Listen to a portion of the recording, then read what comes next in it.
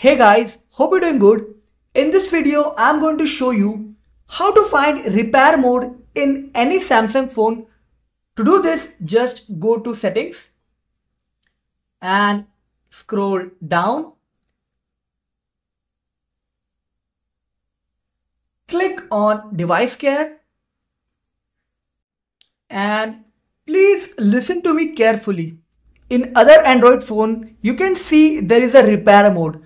But in Samsung, the repair mode name changed to the maintenance mode. So after going to the device care, just scroll down.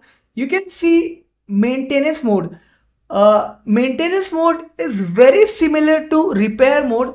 I'm going to show you an article, Google search from the life hack.